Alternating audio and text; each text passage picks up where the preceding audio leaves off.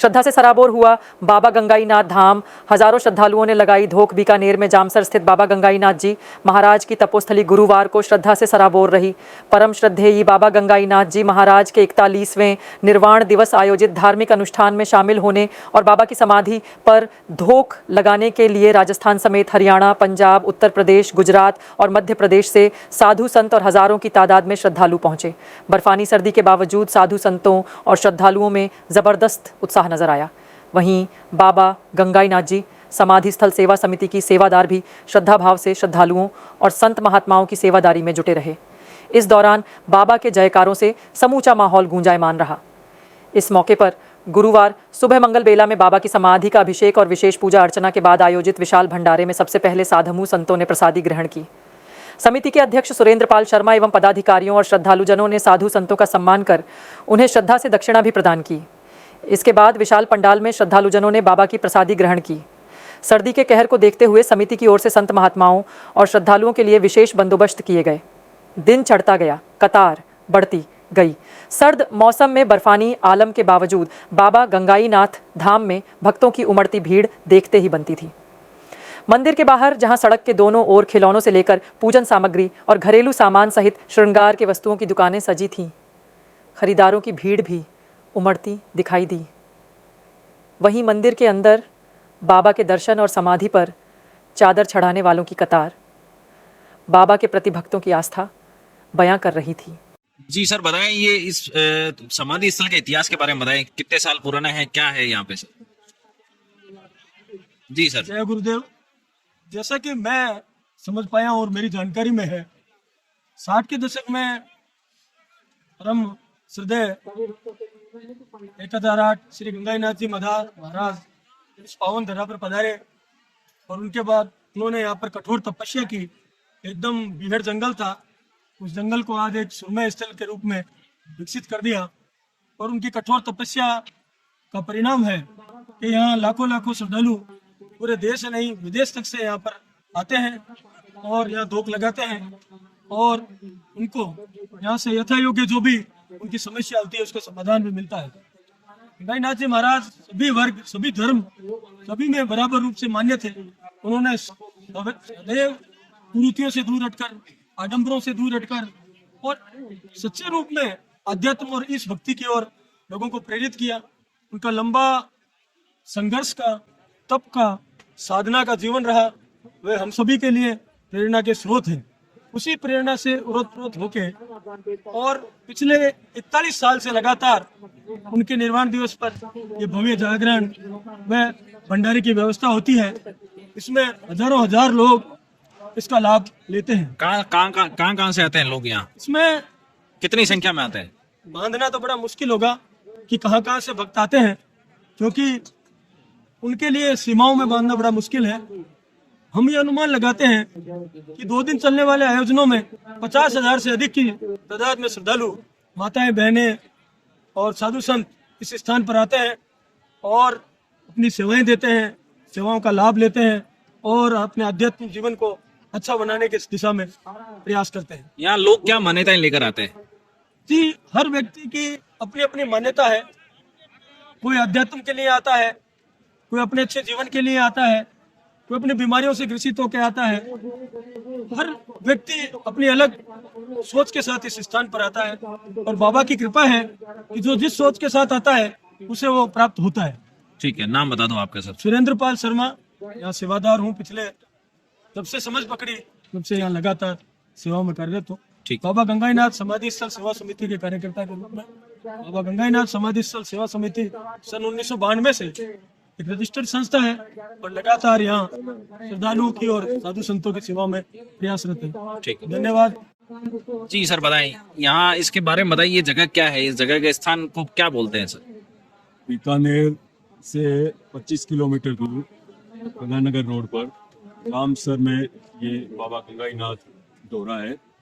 गंगाईनाथ जी 1957 के लगभग यहाँ पधारे थे।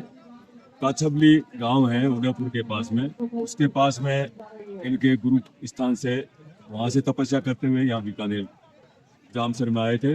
जामसर में जिप्सम कंपनी थी उस समय, बीकानेर जिप्सम लिमिटेड, BGL, उसमें एक मजदूर के रूप में इनके साथ कोई मजदूर था जिसका कोई कर्जा था। उस कर्जे को उतारने के लिए उसके साथ आए। ये अपने सिर पर जो कढ़ाई होती है, उस कढ़ाई से उस समय छोटे डब्बे हुआ करते थे रेलवे के, जिनमें जिप्सम भरा जाता था। वो मजदूरी करके उन्होंने जब अपने साथी का कर्जा उतार दिया, उसके बाद में तपस्या ही करने लगे। जामसर गांव में जो भी श्रद्धालु इनके भक्त थे, उनके घरों में ये पहले खुद तंदूरे पर भजन गाया करते थे, रात को वाणियाँ गाया करते थे। और उसके बाद में इस दौरे पर आकर यहाँ से लगभग आज 500 मीटर दूर नीचे जो है स्थान है, पहले उन्होंने धूना वहाँ लगाया जहाँ आज भैरवनाथ जी का मंदिर है। उसके बाद में इस स्थान पर एक बोर्टी हुआ करती थी, बड़ी बोर्टी, पेड़ की बोर्टी, उसके नीचे इन्होंने धूना लगाया, छोटा सा स्थान बनाया, शिव मंदिर बनाया अपने हाथों से, और गोरखनाथ जी की मूर्ति की स्थापना अपने हाथों से की। बाद में इन्होंने अपने शिष्यों को आदेश दिया कि मैं जीवित समाधि लूंगा। तो अपने गुरु स्थान से आने के बाद में इन्होंने आज से 41 साल पहले यहाँ पर जीवित समाधि ली। जीवित समाधि के बाद में हर वर्ष इनके निर्वाण दिवस पर सफला एकादशी को भंडारा और उससे पहले रात्रि जागरण होता है। यहाँ पिछले 60-70 सालों से जो है वो संतों का आगमन और समागम होता रहा है। भंडारे पर सबसे पहले अभिषेक पूजन, विशेष पूजा, ये सब होने के बाद में साधु संतों को प्रसादी दी जाती है। और 900 से 500 या 1000 तक साधु अलग अलग स्थानों से यहाँ पधारते हैं, जो रात्रि जागरण में भी भाग लेते हैं और सुबह भंडारे का प्रसाद लेने के बाद विदा होते हैं। और हजारों की संख्या में 50,000 से ऊपर जो है वो देश और प्रदेश के विभिन्न स्थानों से और विदेशों तक से इनके शिष्य जो है वो यहाँ आते हैं और धोख लगाते हैं अपनी अपनी श्रद्धा के साथ। ठीक है सर, नाम बता दो सर। लाल नागल, दैनिक कामयाब कलम। जी सर, बताएं इस यहाँ की मान्यताओं को लेकर बताएं सर आप। जय शंकर, जय सतगुरुदेव। यहाँ विगत लगभग 1958 से बाबा गंगाईनाथ जी स्थली, इस पर देश विदेश से लोग आते हैं। और जैसे भाई साहब ने बताया, पन्नालाल जी ने, और हमारे समिति के अध्यक्ष इंद्रपाल जी ने बताया, उसी के अनुसार लाखों की संख्या के अंदर श्रद्धालु आते हैं, सबकी मनोकामना पूर्ण होती है। और हर वर्ग का, बिना जात के, पात के, किसी भेदभाव के बिना यहाँ पर सभी लोग प्रसाद लेते हैं। और यहाँ पर जो भी मनोकामना लेकर के आते हैं, शारीरिक हो, जिन्होंने, इनको डॉक्टर ने उत्तर दे दिया है कि आप ले जाओ घर जा करके सेवा करो, ऐसे ऐसे जो मरीज वगैरह हैं, तो इनकी जो मुंह की जो विभूति होती है, वो विभूति सेवन करने से उनके रोग, पीड़ा, कष्ट, पारिवारिक जो पीड़ाएं होती है, आदि आदि, वो सारी की सारी समाप्त हो जाती है। ये विभूति कब कब लेनी चाहिए और कितने दिन लेनी चाहिए? ये विभूति का वैसे कोई प्रकार का नियम नहीं है। जब भी कोई प्रकार की समस्या आती है तो उस समस्या में मतलब क्या है कि लोग सेवन करते हैं जी, और जिससे उनकी आदि व्याधि, पीड़ा, कष्ट एक बार वगैरह- सेवन करने से हो जाती है? हाँ, एक बार, 2 बार निरंतर करते रहो। बड़ा रोग होता है तो निरंतर सेवा होती है उसकी, सेवन करना पड़ता है उसका। और छोटी मोटी बीमारी होती है तो वो 1 बार 2 बार करने से पूर्ण हो जाती है। ठीक है, नाम बता दो आपका। मेरा नाम शास्त्री श्याम सुंदर ओझा है और मैं 3री पीढ़ी से हूँ। बताएं सर, शुरू करें सर। जय गुरुदेव, जय बाबा गंगाईनाथ जी महाराज। जामसर समाधि स्थल, ये जामसर समाधि स्थल हमारे बीकानेर से लगभग 27 किलोमीटर दूरी पे है। और यहाँ पर हम पहले जिप्सम माइंस में हमारा परिवार जिप्सम माइंस यहाँ सारे रहते थे। जब से हम लोग आ रहे हैं, हमारे दादी जी के साथ में, गुरु जी के साथ में वार्तालाप वगैरह होते थे, वो धार्मिक मनोवृत्ति के, जब से हम इस स्थान से जुड़े हुए हैं। यहाँ पर पास में काफ़ी मुस्लिम बाहुल्य गांव हैं और हिंदू बाहुल्य गांव भी है, पर हमारा ये समाधि स्थल, गुरु जी की समाधि स्थल, सभी की आस्था का केंद्र है। हिंदू मुस्लिम भाई सब यहाँ पर आते हैं, सब धोख लगाते हैं, बाबा को मानते हैं। और गुरु जी की बरसी है आज 26 दिसंबर 2024 को। तो आप पीछे देख सकते हैं भंडारा चल रहा है, बहुत अच्छा प्रोग्राम चल रहा है और सभी लोग यहाँ पर बड़े प्रेम से प्रसाद पाते हैं। ठीक है, नाम बता दो आपका। मैं सत्यनारायण नागल।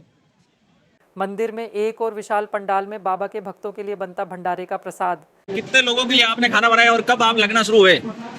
इस तरह से काम हम लोगों ने अच्छा 26 तारीख तक 5 दिन हो गए अच्छा। और खाना लगभग अनगणित है, कम से कम 50-60 हज़ार लोग खाना पकते हैं। और कितने लोग लगे हुए हैं इसमें? इसमें हमारे पूरी जानने वाली कार्यक्रम 150 व्यक्ति है। यहाँ लोग हर चीज के खाने के पीछे राम क्यों लगाते हैं? इसके पीछे की कहानी क्या है?